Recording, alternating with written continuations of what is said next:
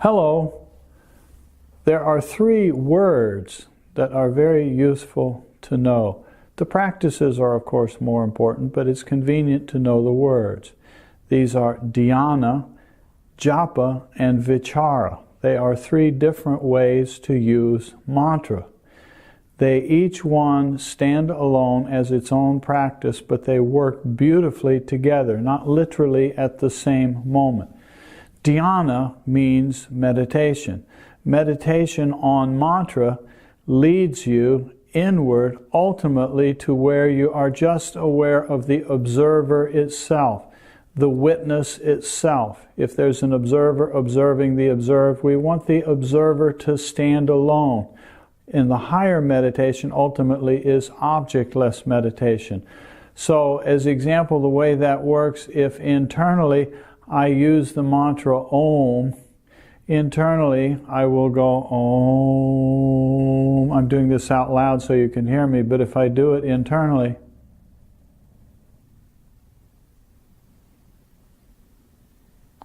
what I'm doing is I'm allowing that mantra Om to lead me into the silence.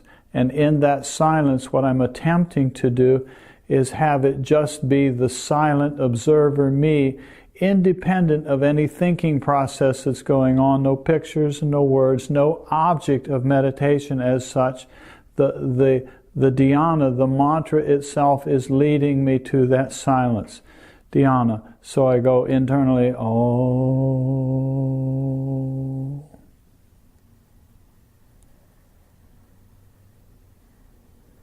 And internally, there's a witnessing stance of neutrality. No thoughts, no pictures, no words, just awareness of the self standing alone. That's the way in which dhyana of mantra is used. Japa of mantra starts with remembering the mantra and repeating the mantra, but gradually you allow it to repeat itself. We all already know this. We know it with advertising songs and popular songs, popular music. You hear a song a few times, and before you know it, it's just going on in your mind. You're just repeating that song over and over and over. In the terms of yogic practice, the mantra is like a seed. It's like taking a seed and planting it in the soil. And that seed in the soil gradually grows into a nice, beautiful flower. And so there, if I'm thinking of Om Tat Sat or Om Namah Shivaya, I'm repeating that and I'm letting it become a habit and just in daily life, or it can be sitting, or you can use a mala and do a counting practice in that kind of way, rolling a mala bead. And so, if I say Om Namah Shivaya, Om Namah Shivaya, and I'm going to contemplate on the meaning of that, which I'm not going to go into right now, I'm repeating it and I'm planting a seed. Each time the remembrance of the seed, mantra, it plants in the deep, latent, unconscious aspect of mind, and gradually that seed grows outward into its true meaning. And so dhyana, we allow the mantra to lead us to silence. Japa is using the mantra as a sound to plant a seed, repeating it over and over and over again, and it has a tremendously stabilizing effect on the mind. Vichara is contemplation. There we're holding on to the meaning. If I say Om Tat Sat, what does that mean? Or I just say Om, but Om Tat Sat, for example, the Om has 4 parts. A, U, M. Even if I just say Om, notice that there's a breaking out, there's a part, an part, and then there's the U part in the middle, and it ends with an M. So I don't even have to go Om, although I can do it that way. A simple Om, it's all the 3 parts are there. And at the end of that, there's silence. So this is symbolic of the conscious mind, the active unconscious mind, and the latent unconscious mind, and that consciousness reality that is beyond. So that's the 4th state, the A, U, M, and beyond. There's many ways of describing this. We can't go into them in depth right now. But there's a meaning to that.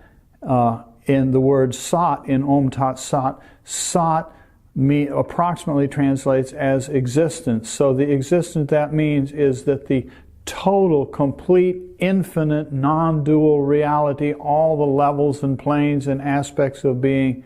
One of the words to describe that is that it is existence, English word existence. It is existence itself, not existence of this or that or the other, but existence itself. And one of the words for that is sat. Tat simply means that. So it's saying Om is that reality. Om is a designator, those levels. Om is a designator of existence itself, hence Om Tat Sat. So you use this for contemplation. It means you're remembering it so that you can ponder about, those levels of consciousness, waking, dreaming, deep sleep. And the four say, that is reality, that is existence itself, Om Tat Sat. See, we're pondering on the meaning of it. And that pondering or contemplating is called Vichara. If I say Om Namah Shivaya, the same meaning of Om has those levels.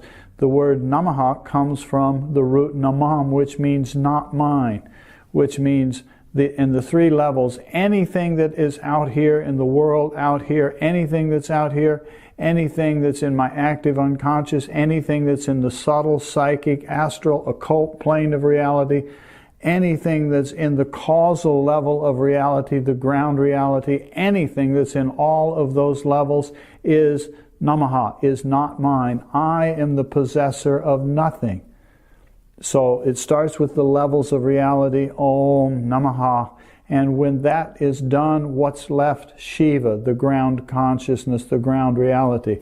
And this comes from the word pair of Shiva and Shakti, where Shiva and Shakti are ultimately one and the same, but Shiva as the infinite ground, the masculine manifests out through the so-called feminine of Shakti, manifests out as these planes of reality and out as somebody called me.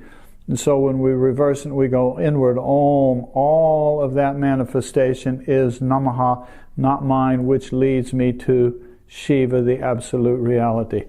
So there we're contemplating on the meaning, and that's Vichara. So I can use these mantras to lead me to silence. Om Namah Shivaya leads me into silence. I'm using it for Dhyana. Om Namah Shivaya, Om Namah Shivaya, Om Namah Shivaya. I'm using it as Japa. If I ponder on the meaning of those levels of reality and I ponder on the reality that I, the true self, I am the possessor or owner of nothing, of absolutely none of the levels of reality. None of it's mine. If I ponder on that, it leads me to the reality that all there is in reality is the totality called Shiva, Om Namah Shivaya. Dhyana, Japa, and Vichara. Just wanted to introduce you to those three concepts, and those three we use we run into them over and over with all of the mantras are used in one way or another of those. Okay? So just let that sink in and ponder it. Okay? I hope that's fun. Don't let it get you confused. Allow it to be simple. Listen to this talk again, because there really is an elegant, beautiful simplicity to this. It's only three things to remember. It's three things to remember about one basically simple principle of mantra. Okay? Have fun with it. Have fun with this stuff. Okay? Thank you.